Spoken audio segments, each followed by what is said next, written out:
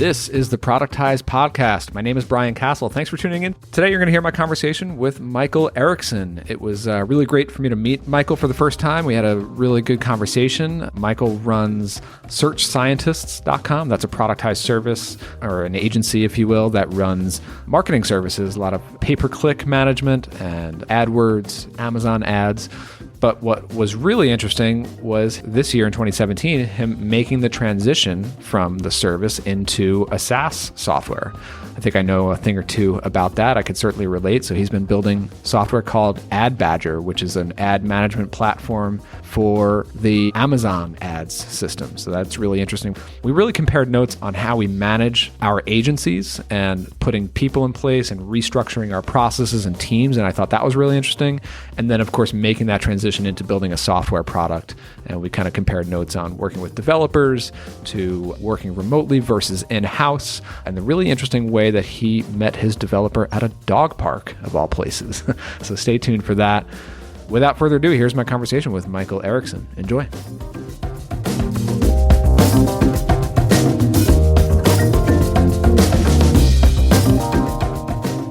Okay, I'm here with Michael Erickson. How's it going? Hey, Brian, it is going quite well. It's a sunny day here in Austin, Texas, as usual. Yeah, and I guess you're steering clear of the storm there. We happen to be recording this near the time of the big storm down there in Houston. Yeah, what a tragedy in Houston. I can't imagine. It looks like months of recovery. Yeah, unbelievable. Well, not to start the podcast on a dreary note there, but you know, I'm just really excited to have you on and meet you and hear your story a bit. You know, as we were talking before the call, this is kind of a pickup off of the Tropical MBA podcast that I heard you on a few weeks ago. And so I think it'll be really interesting to kind of pick up where that left off. We'll certainly link to that in the show notes for those who want to kind of catch up on that conversation. But what I really related to, of course, is that you've been in this transition from a productized service into building a SaaS product, which of course I'm going through the same thing this year.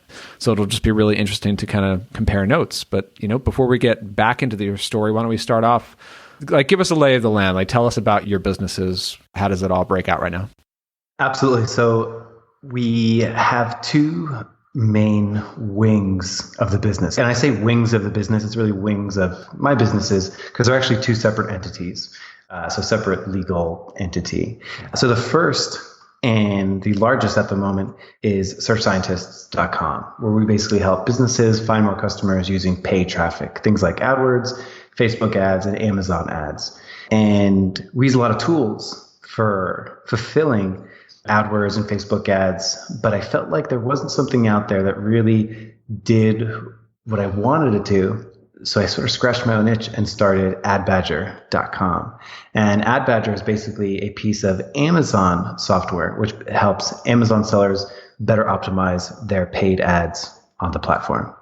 Very cool. So, okay, on AdBadger, the new software that's coming out, can you give us a sense of like, where is it at in terms of the launch process? Like, does it have customers already? Is it out there yet, or still, like, where are you at?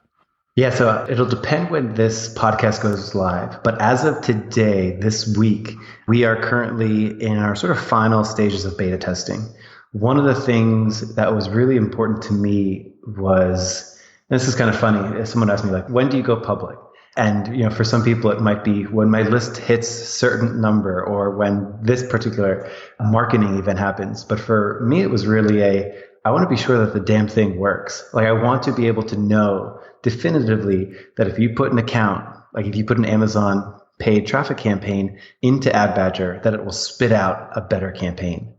And as of right now, we're at an 87.5% success rate, meaning almost 90% of the campaigns that we've had flow through there have been improved, which I'm pretty stoked about. You know, I was aiming for 90% to be able to say 9 out of 10 campaigns will be improved with AdBadger. Like, that was the bar that I wanted to set for this product.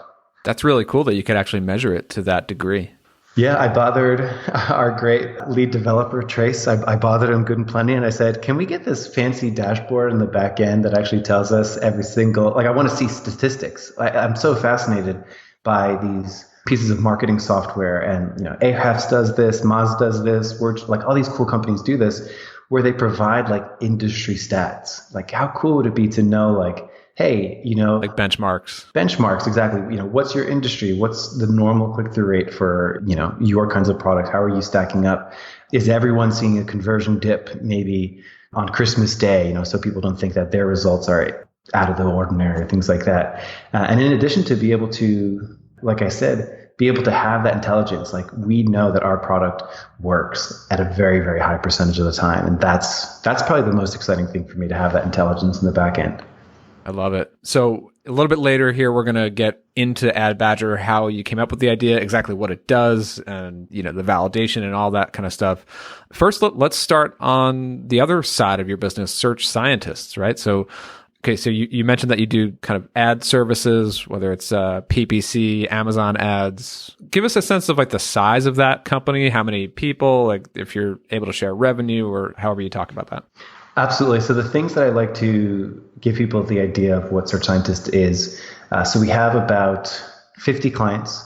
We manage about $1 million a month in paid spend on behalf of those 50 clients. And we are a team of 15, which means we have about 5 campaign managers and we have about 5 campaign optimizers. And then the rest are sort of like HR and support staff. And I think that's a fairly good overview of what Search Scientist is as of right now. Very cool. And how long have you been at it with Search Scientist? And like, was it always that, or did it start out as just you personally consulting, or how did that start? I'm kind of combining a few questions in one here, but.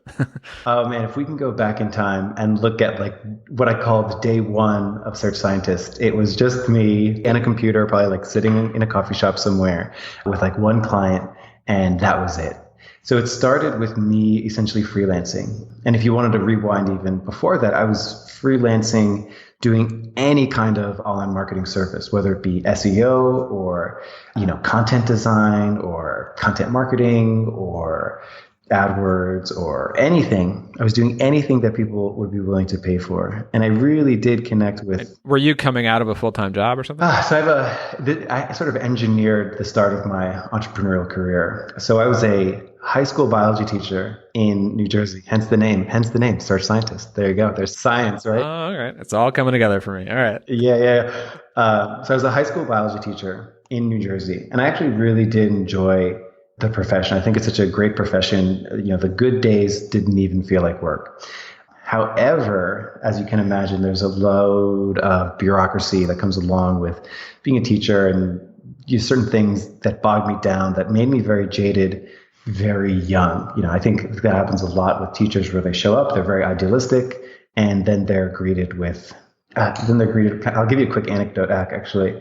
I was having a evaluation, and the class went fairly good. But the feedback, would you believe this? The feedback was, hey, you're using Roman numerals in your lesson plans. You need to use numerals instead. Can you get this fixed by the next? And at the time, I was fresh out of college. I was a good little soldier. I said, sure, yes. And it just ate me up like too fast. So, I mean, not to sidetrack on a whole rabbit hole here, but that is just amazing to me, because, teachers in education, like if there's anywhere where we should be putting in the most resources, the best people, and empowering them, even entrepreneurial people who are looking to innovate in that kind of space. I mean, it's education and teaching, and to see, young, talented, smart people get sucked into the system and ditch it. It's like, man, that's no fun, And it kind of led to some of the motivation of saying, hey, could I be a better leader than maybe the leaders in this workplace? And I think a lot of people go through this process of saying,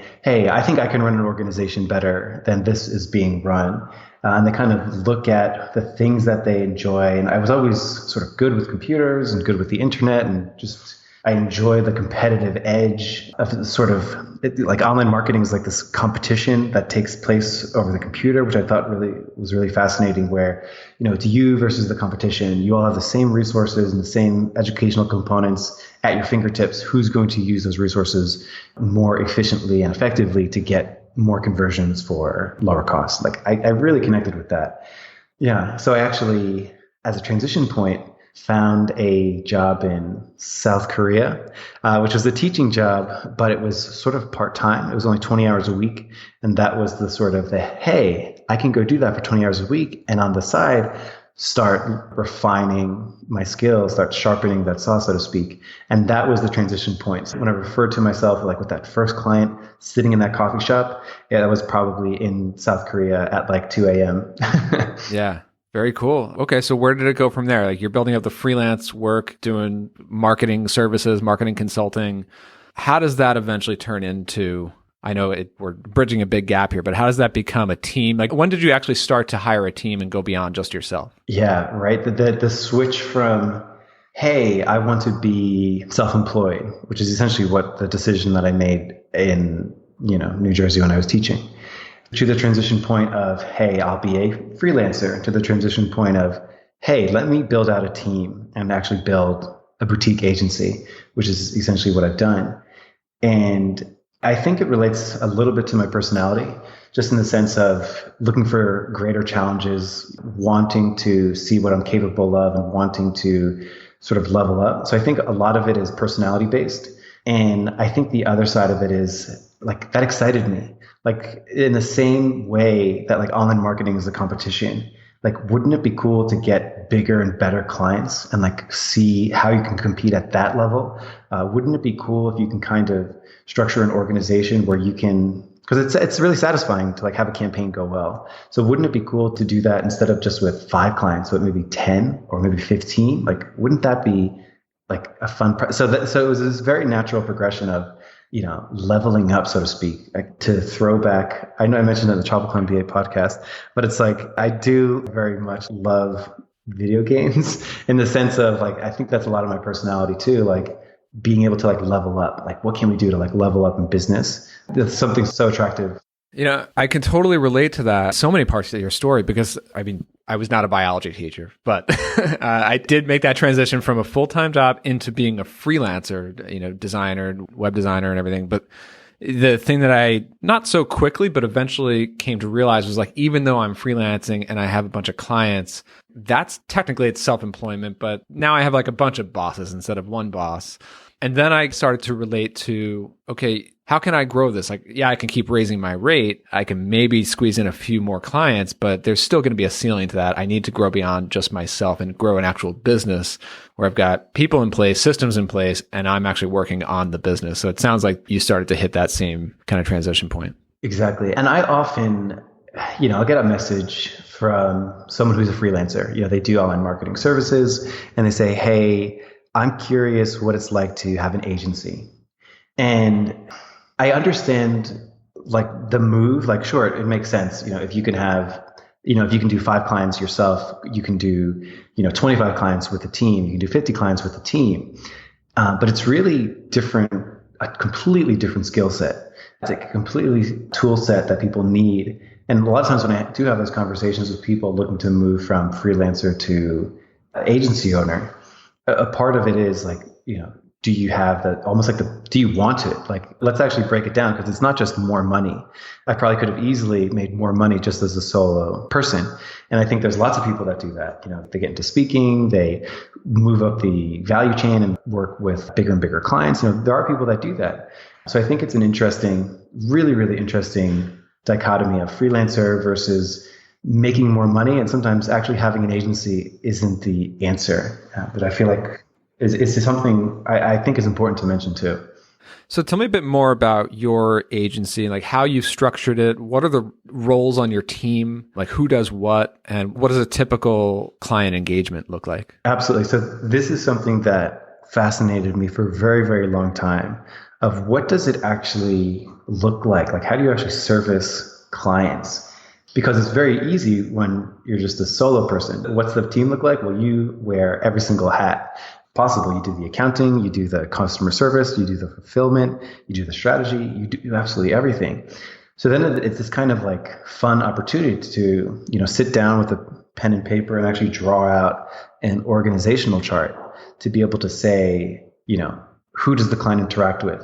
Why do they interact with them? Should they be interacting with anybody else? What does the interaction look like? So mapping all of those things out is like a really, really fun exercise.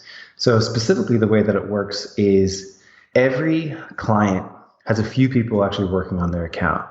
One thing that I decided to do fairly early on was not actually have customer service dedicated people. Let me explain what that means. So I didn't want anyone on the team communicating with clients about their accounts who weren't in their accounts, if that makes sense. So I wanted to create the environment where clients could email the same person every time and not have it get potentially bounced to a project manager who didn't understand their question. So it goes directly to the campaign manager. So our campaign manager is our main point of client contact. And this campaign manager knows paid traffic. They have good customer service skills, which is a really nice center of the Venn diagram to get someone that knows paid traffic, but also has good customer service skills. So that's the person that the client interacts with 99% of the time. That campaign manager does a lot of the strategy, does a lot of the planning, makes sure things are up to our standards, and they work alongside a campaign optimizer. And essentially what a campaign optimizer will do is fulfill some of that strategy for the campaign manager. So if the campaign manager says, hey, this client is spending $30,000 a month, they get so many clicks a month, we should have negative keyword research optimization once every week for an account this size, based off what their current status is. They'll then go assign that task in negative keyword research to a campaign optimizer. The campaign optimizer knows how to do negative keyword research, and that's the account fulfillment. That's interesting about the separation, so in my case with audience ops, it's somewhat similar in the sense that we do assign a small group to each individual client account. So of course we're doing different things, like we're producing content, you're managing ads, but we do have dedicated project managers as the communication point, and we purposely separate them from the writers. So the client does actually meet the writer during the initial kickoff call for some research. But after that, my goal was to not bog down the writer with all this client communication stuff so that we can allow the writers to just write.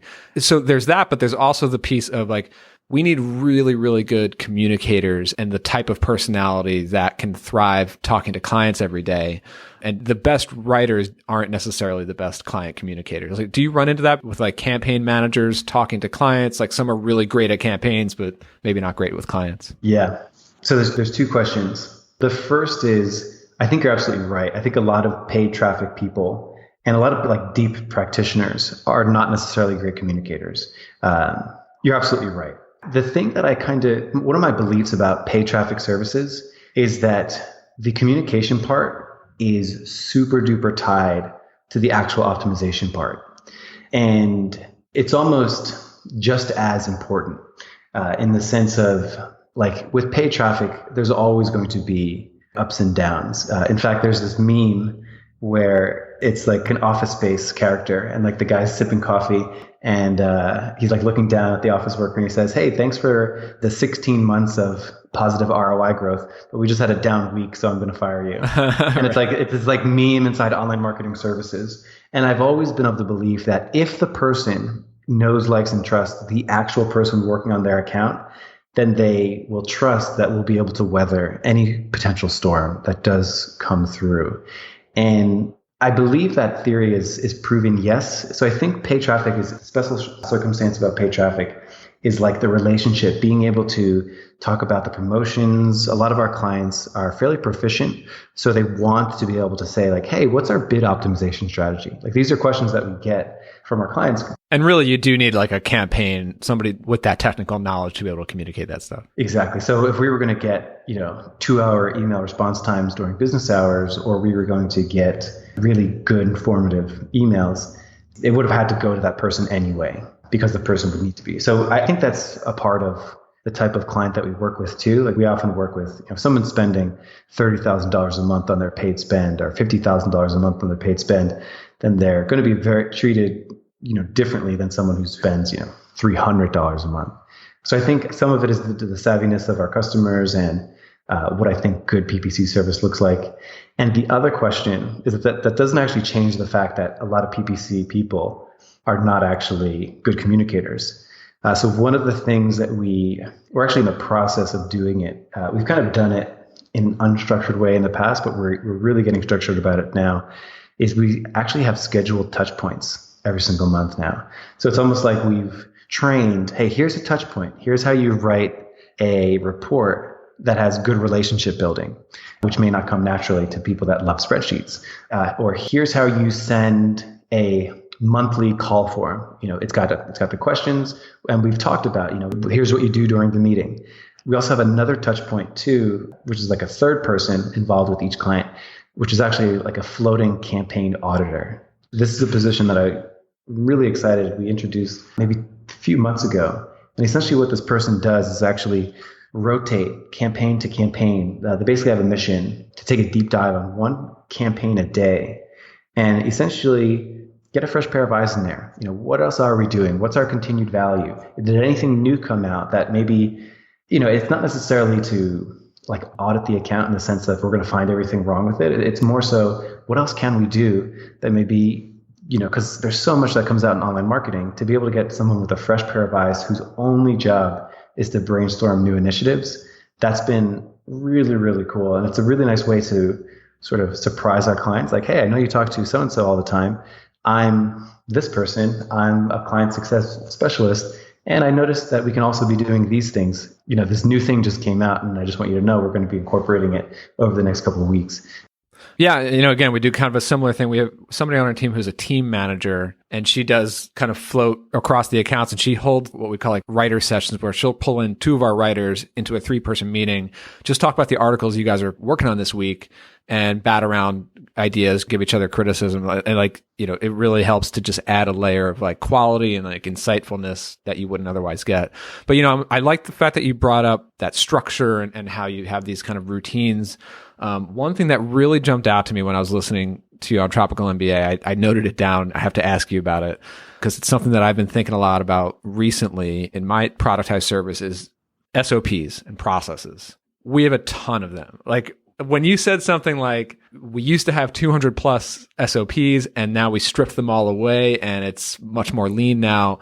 We kind of still have the 200 SOPs right now. And, and I'm thinking about like, we have a pretty well-oiled machine at this point and that works pretty well. But the challenge that I found more recently is we brought in a bunch of new project managers and they're all settling in pretty well, but they're constantly like, we have so much process that I just constantly have to feel like, am I doing this correctly?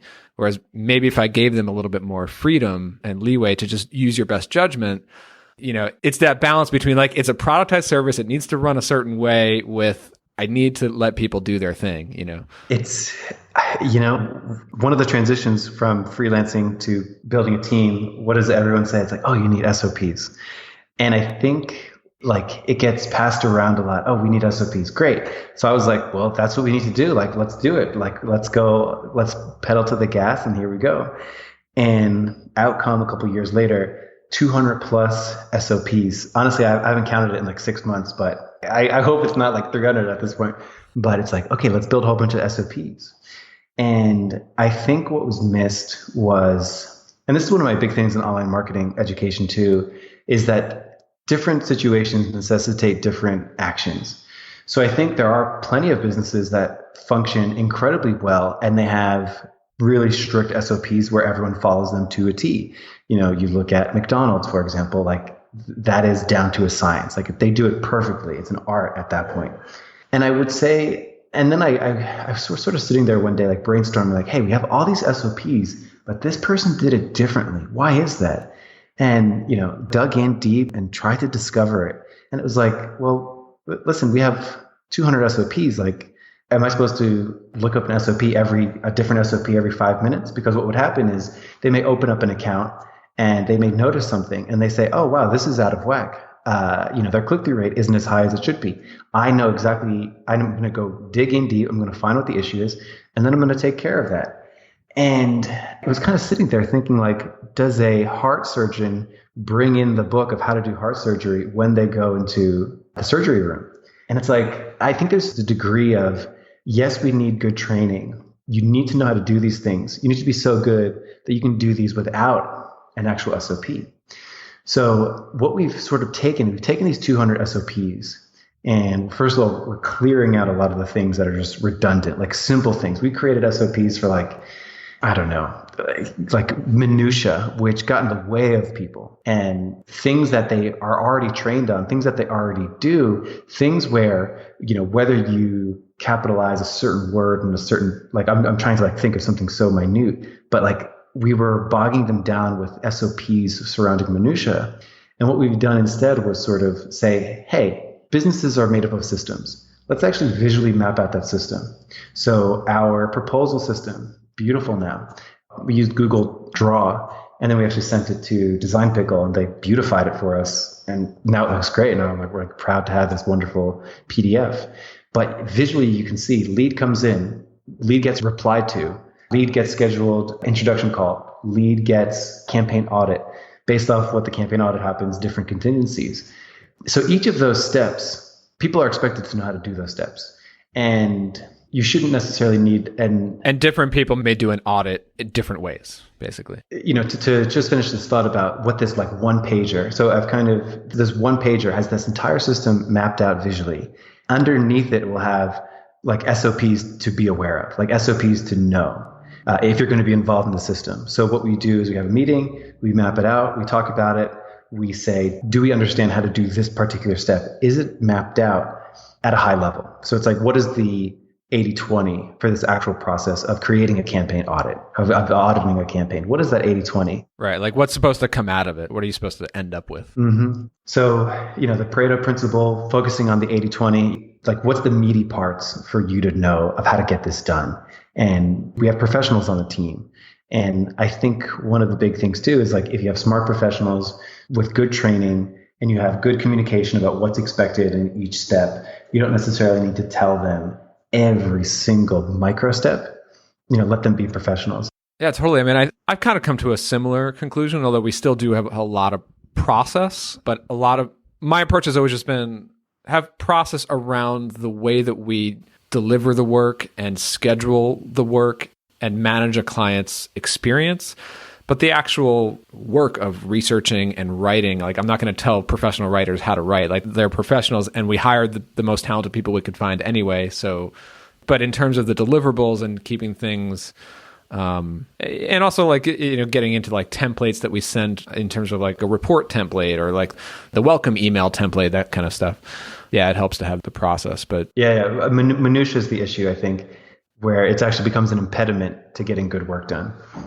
Totally. And so where's your role in Search Scientists today? Like how much are you responsible for? I am currently the salesperson. That's the last piece of my active roles. So I guess I'll say, we all, like I said, we all wear several hats, and that's my last big one. Yeah, same here. Mm-hmm. So I'm hiring. Excuse me. So I'm actually hiring for a salesperson as we speak. We hope to have a job posting out. So depending on when this goes live, we probably already have one. So we're hoping to hire within the early parts of September. And I think my role is really, I heard this put beautifully by my business coach. He told me this anecdote about Steve Jobs and Johnny Ive, Johnny Ive's the designer at Apple. And he said, Steve Jobs didn't really design like the MacBook. Johnny Ive did. But what Steve Jobs did, it was he came and he helped Johnny Ive produce a better product. He acted as an editor. So I've really been using that to sort of guide a lot of what I do. I'm the editor now. If our client success specialist comes up with a plan on how to do that, that monthly wow, that the monthly surprise, like, hey, I just want you to know we have another person in your account. So if we have that person coming up with that process, it's my responsibility to make sure that process is as good as it possibly can be, to get him on board with excellence. And that, again, it's like another skill set that I had to learn if we're going to branch out to different areas, if we're going to build software as well. I can't be actively managing every single piece of the machine. There needs to be really great people on the team with really good training that have really high standards. Otherwise, AdBadger wouldn't have the time. So the last thing that I do actively, aside from the leadership editing, is salesman. So eventually, that is the last thing that I'm hoping by October we have a very talented salesperson on the team. Nice. And that is such a tough final, maybe not final, but like as you're more advanced, a few years in, training yourself to let go of certain higher level responsibilities, like sales, but also that editing role, right? Like yesterday I had a call with my team manager. We decided that she will become the checkpoint. Like people are not really going to escalate stuff to me anymore, like starting now. And I'm just trusting her that she'll basically make the majority of the decisions and the majority of the judgment calls. And when she needs to pull me in, it'll be her call to do that or not, which I'm a little bit scared today because my inbox is like empty. I'm like, what's happening right now? But like, it's a good step to make. But I think that's a good transition into going from productized service to building a software product. So like what came first? Was it the idea like I want to build a software product, or was the idea for AdBadger came along and it's like, oh, maybe we should build this as a software? Like, does that question make sense? I guess part of what I'm asking is like, why not just stick with Search Scientist? Why get into a new product at all? So I think I'll begin by saying this is very much in my domain of expertise. I've been doing paid traffic full time for years, that 10,000 hour rule, we've got it. And to be able to look and say, okay, we have this wealth of information on paid traffic. Is there anything that we can actually do that's actually more impactful inside the world of paid traffic? And that was software, but it didn't start that way. It legitimately started by saying, hey, we use these tools for AdWords and we use these tools for Facebook ads, but the tools for Amazon PPC don't necessarily seem to do what we want them to. Like it doesn't mirror what we believe a good optimization process is. So we've been doing this manually, manually in the sense of do negative keyword research once every 2 weeks, do bid optimization once every 2 weeks, refine campaign structure once a month, all these different things. It seemed like there were no tools out there to help us do that more effective and efficiently. And that started the conversation. I was reaching out to some friends that I knew that actually had Amazon software themselves, and started the conversation. Hey, what do you think about this? Is this a viable idea? Lo and behold, here we are. 8 months later, the development process is longer than expected.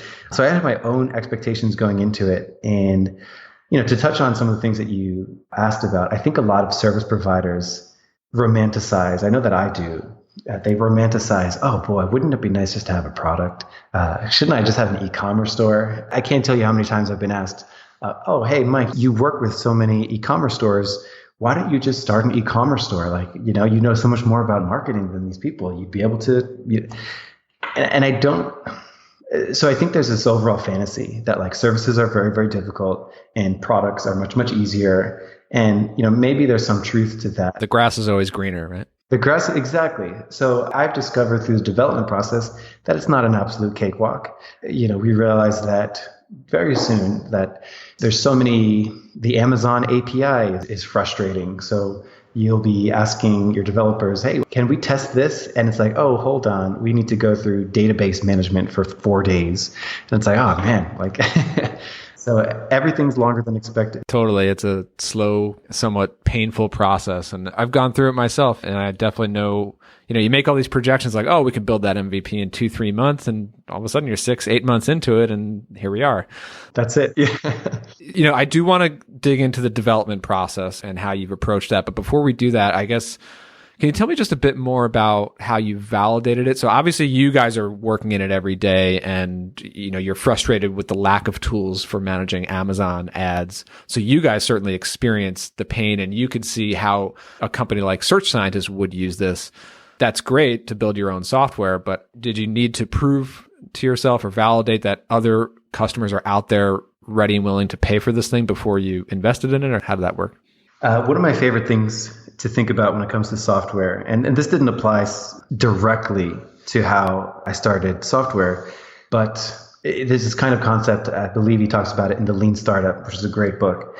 He calls it the Wizard of Oz effect, or the Wizard of Oz test, where basically, the thing about the Wizard of Oz was that on the outside, it looked like this big, powerful thing, but it was really just some guy behind a curtain. So to be able to basically have that, and I kind of do have that with Search Scientist, which is basically asking, will people pay for Amazon ad management? Will people pay for unloading that task to something, whether it be a person or a piece of software?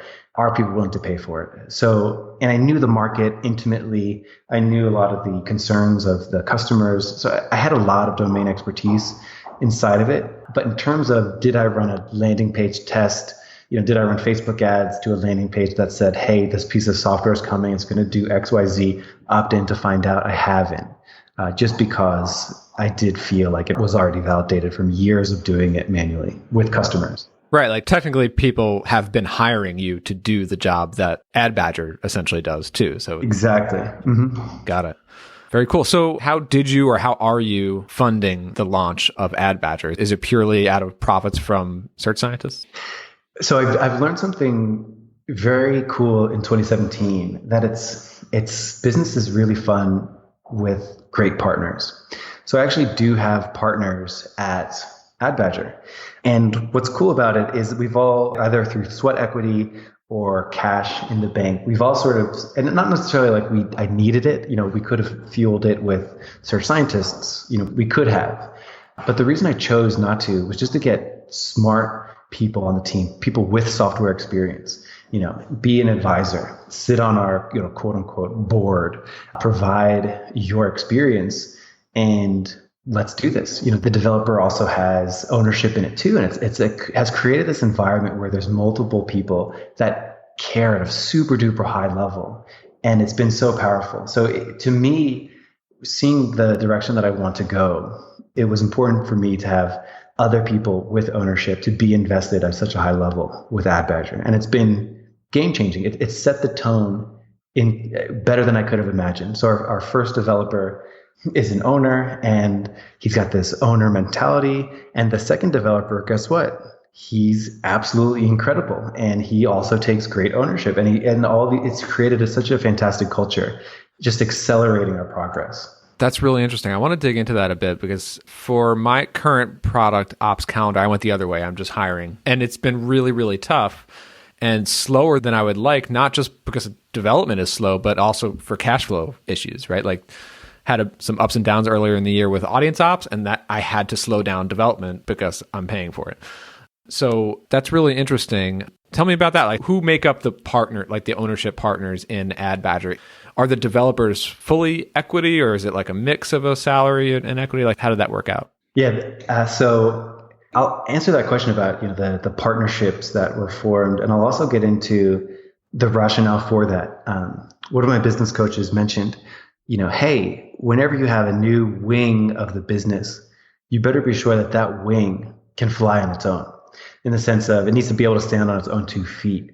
So it would actually be bad business if one had to suffer for the other one to live, if that makes sense. And it kind of took me back, like, okay, that's pretty interesting. So we want the software to be able to stand on its own 2 feet. And that's why we kind of like set a deadline. We said, hey, we'll put up this much up front.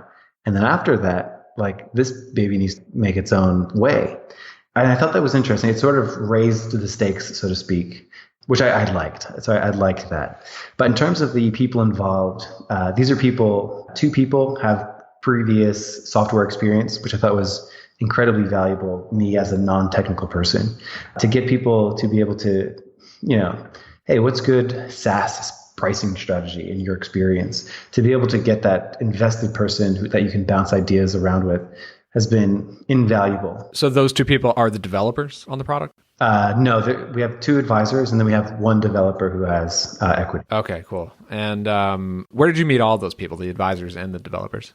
I attended this talk years ago, and I think, I've always, software is like, like I said, people romanticize it. So I attended this talk, and the title of the talk was, how I started a software company as a not technical person. And I was like, oh, this is incredible. This is going to be a non-developer talking about how they found their developer and they launched the successful software. And the person goes on and on and on and on and on. And then I was like, okay, great. What's the framework? How do I find a developer? And long story short, they started dating. So they met each other while dating. And I was like, okay, that's not a framework. And it kind of left me feeling like, I thought I was going to get the system.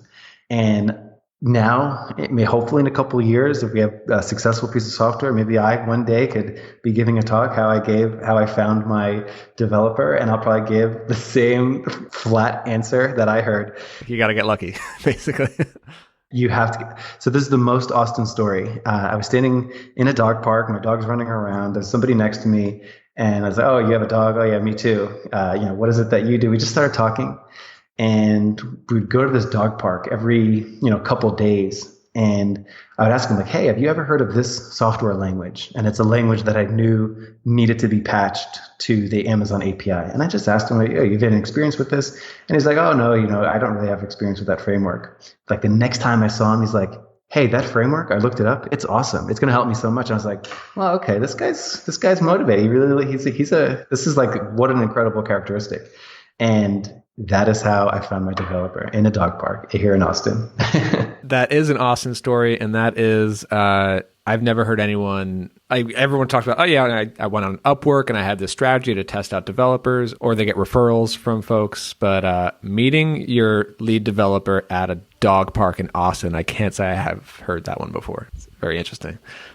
But that's awesome, I feel like it's very Austin. Yeah. Was that meeting, is that partly what led you to decide to build this company, AdBadger, in-house with an office, whereas Search Scientist was remote, or did that decision come earlier? Yeah, I think it was part of the decision. You know what? It's almost like it's okay to almost like optimize for experience too. There's something really cool sitting in the same room. Because as you surely know, like development is a hard road to walk. Things break. The developer will want to work on one simple thing, like, I'm oversimplifying, but hey, can we change the color of that button? And then like 20 hours later, it's like, still working on it. I discovered like 12 other issues that I'm addressing. And like, that's like very, very normal. So to have someone in-house to be able to communicate that with, especially because I'm not technical myself, I'm learning, but to be able to have that person communicate with you is great. And optimizing for experience gets back to, it's fun to share experiences outside of work with people that you work with. So, we have a few members of the team playing a volleyball league on Mondays. This is like fun. So we're optimizing for experience, and that's been really cool. That's cool. Yeah. Obviously Audience Ops is fully remote, and that really lends itself well to being remote. Everyone's just kind of doing their own thing. We've got our systems and processes, really very few internal meetings at Audience Ops. But since I've been working on the software product, I've got 3 different developers all in Eastern Europe. So in that sense, we're all remote too. And I still love the idea of working remote for many reasons. I just like the flexibility myself to be able to kind of come and go and work whenever I want and wherever I want. Obviously, the talent pool is worldwide rather than my area code, and the rates here compared to, somewhere like Eastern Europe. But and there is certainly a big but, like what you were just discussing. I've talked about it on other podcasts, how early on, and my developers and I were new to each other. We had a getting to know you period where it was like, okay, they went with one requirement that I had laid out, and then they kind of went into a hole for 2 or 3 days, like hitting a wall and then working through it. Whereas if we had just communicated, or maybe if we were in the same room together, I could have been like, oh, I didn't realize how complex that was. We could just tweak the requirement and save 2 days of development. I have this thing in business and online marketing and all these things. And so if someone says, hey, we want to start doing Facebook ads and we want to start a landing page, like never done it before. And they're kind of like, well, what do you think? And my answer is like, well, it's never going to be as bad as it is right now. Like, this is your first time. It's going to be really bad. So one of the big things I've learned, like, I'll never be as bad at communicating the app itself to other people as I am right now. And I feel like being in the same room has helped in many ways, because one of the big things that I wasn't expecting, in my head, like I can picture the app in my head. I can picture what it's going to look like. I can picture what people will do. And then it actually, I don't actually have the picture in my head. Mapping out every single step of what the tool is. Like, what's the first thing a user sees? How do they know it? Like, this exists in your head. Of course, you know how it works. How will a user know how it works?